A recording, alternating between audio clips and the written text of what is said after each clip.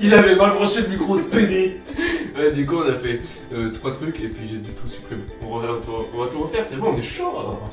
Salut tout le monde, c'est OK. Ok. Ouais, ok, ouais.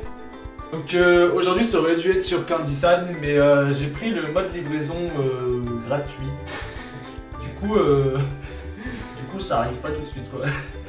Mais ça a été expédié quand même. Je te coupe. C'est à cause de lui, Donc ça sera sûrement la semaine prochaine, ou alors la semaine d'après. Et puis Maximum, si maximum. c'est pas la semaine prochaine, bah la semaine prochaine ce serait une petite dégustation d'assiette. Voilà. Et David, Oui. dites-moi, sur quoi allons-nous traiter? Aujourd'hui, le sujet sera très simple, hein, sur les objets qu'on utilise donc, courtoisement tous les jours, au préalable de quelque chose. Oui, tout à fait. Et quels sont ces objets courtoisement utilisés au préalable de tous les jours?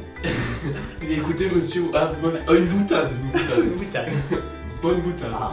Alors oui, ça sera donc sur, par exemple, vous allez découvrir le papier toilette, plus communément appelé PQ, ou torche-boule dans la street, ou alors aussi Valentin.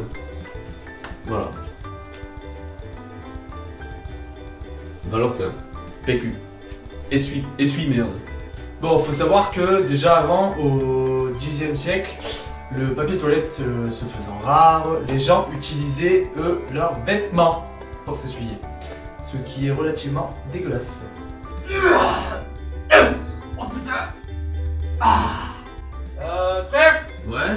je prends quoi? Pourquoi Y'a plus rien là. Putain, bah tiens. T'es sûr? Ouais, vas-y. Parfait, je vais pouvoir me ratiboiser le gosier inférieur, ça va être faramineux. Merci. J'en prie. Après, à la même époque, en Chine, eux, ils utilisaient un bâton. Donc je suis allé chercher, j'ai pas trouvé à quoi ça ressemblait, donc moi quand on dit bâton, je pense tout de suite à ça. Donc je sais pas s'ils se mettaient ça, mais ça devait faire vachement mal. C'est un bâton de 20 à 25 cm qui permet un usage externe, aussi interne. Mais surtout, le plus important, c'est qu'il se transmettait ce bâton de père en fils. Ouais, hypothèse. Mis à part le bâton, dans d'autres contrées en Chine, certaines personnes utilisaient des coquillages, des végétaux et des fourrures animales. C'était quand même mieux qu'un bâton. Ouais, c'était pas mal. Bon là, ce mode opératoire, on va dire, il se fait encore, donc c'est s'essuyer avec de l'eau, ça se fait régulièrement.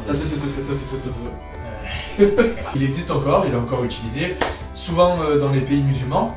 Donc c'est s'essuyer avec de l'eau. Et pour moi, se laver avec de l'eau, c'est le mode opératoire le plus propre. Après, chacun son avis, mais pour moi, ça reste le plus propre. Voilà. Au XVIe siècle, les rois, eux, ils s'essuyaient pas avec des vêtements ou autre chose, ou même des bâtons, ils se les mettaient pas dans le moule. Ils s'essuyaient avec du velours. Donc, mais pas des longs tissus de velours, hein, des carrés comme ça, mais en velours. C'est seulement en 1857 que le papier toilette a commencé à être industrialisé et produit en masse aux États-Unis. Dites-vous qu'un Européen, en 1960, lui, consommait 0,50 kg de papier toilette par an. Nous, on en consomme maintenant 6 kg par an. Presque, en moyenne. Donc ça peut varier. Il y en a comme Valentin qui utilise plutôt 10 à 15 kg. Après, voilà, c'est chacun sa en fonction des culs, en fait. La brosse à dents, plus communément appelée la brosse à dents. Avant, ils utilisaient beaucoup d'objets pour se laver les dents, comme des cure-dents.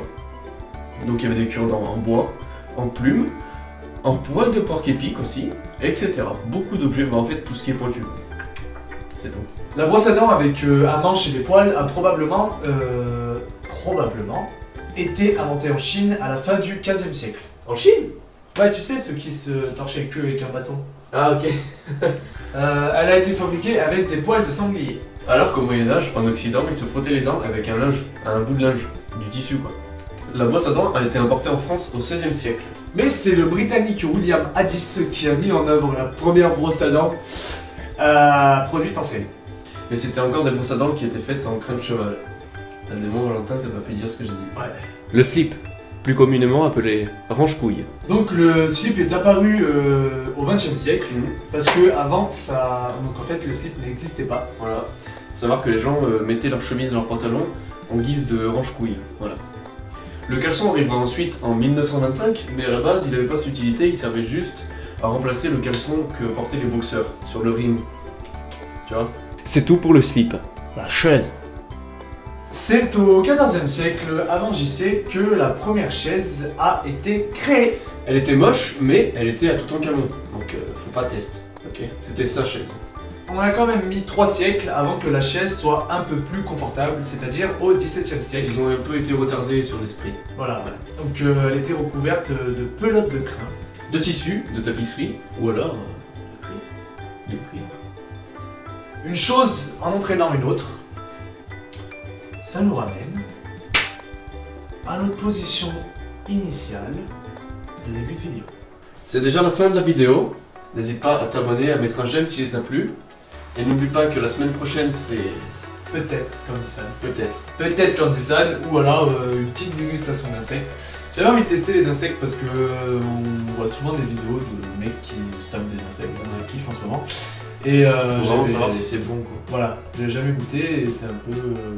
c'est mon délire, moi j'ai envie. David a moins envie, Ah, c'est moi j'ai envie. délire, mais lui, Moi j'ai envie. il kiffe la merde. Et surtout n'oublie pas de t'abonner, d'aimer, de partager et puis... Jack it up.